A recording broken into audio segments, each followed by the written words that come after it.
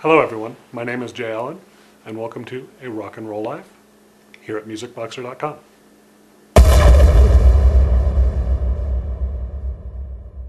I'd actually like to revisit something that I recently did and said in a review of The Killer's new album, Day and Age. What I said in that review was that one of the songs on there, I Can't Stay, is one of the worst songs ever written. And I stand by that. In my opinion, that song is one of the worst songs ever written. And people have been coming up to me lately and saying, Jay Allen, how can you possibly say that?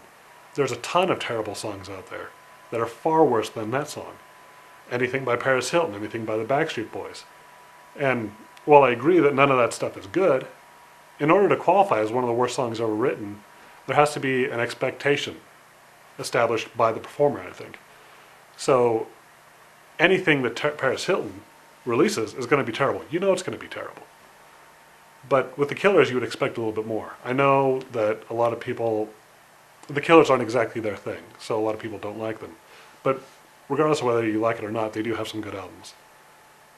Some good songs, rather. Mr. Brightside is a good song. If you hate him, it's still a good song. So comparing I Can't Stay to Mr. Brightside, you know right away that that is a terrible song. I Can't Stay, with its samba beat, its shitty steel drums, and its saxophone, just production crammed into this one little song, is just terrible. It doesn't do the song good. You can see elements within the song that could be good taken out of that song. The melody of the song is actually quite nice. If you took that melody out of that song, put it into another song without the steel drums, without the saxophone, without the samba beat, it would be a good song. No, I'm not the only one.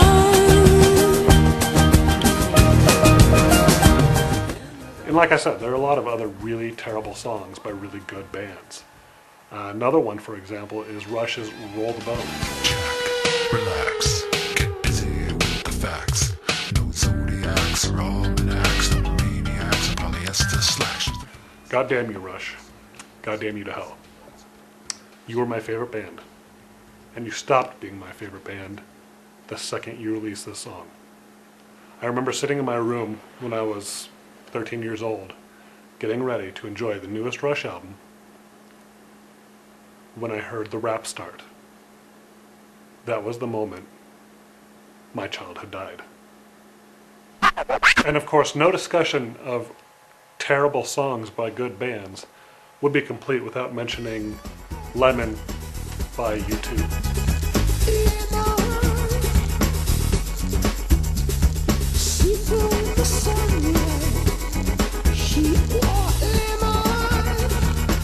I wish I could say that song didn't scar me for life, but it did.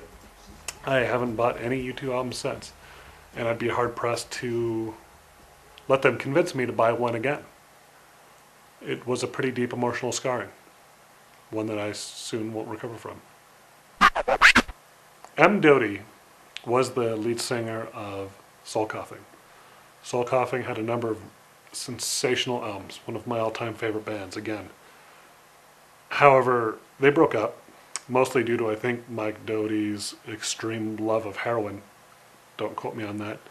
I obviously don't know the guy or the circumstances of the band breaking up, but they broke up. He went solo. Most of his solo stuff that he's done since has actually been quite good, except for the song More Bacon Than the Pan Can Handle. Fugitives in the galleons I go. More bacon than the pan can handle. Emperors and the salamanders. More bacon than the pan can handle. Nuggets in the heliotropes to go. More bacon than the pan can handle.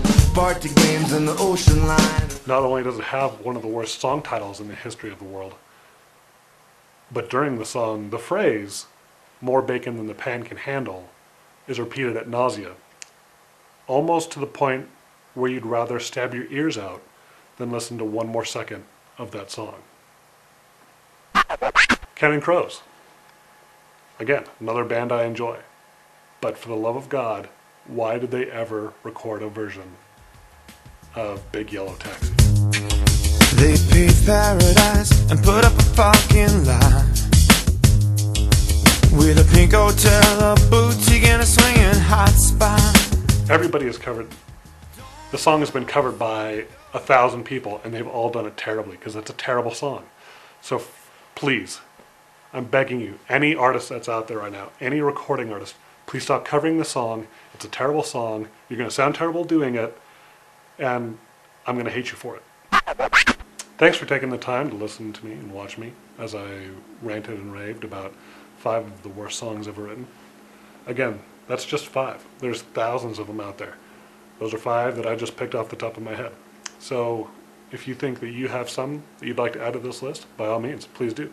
Respond to this here video, and maybe I'll revisit this again in the future, including some of your comments. Thanks, and thank you for watching MusicBoxer.com.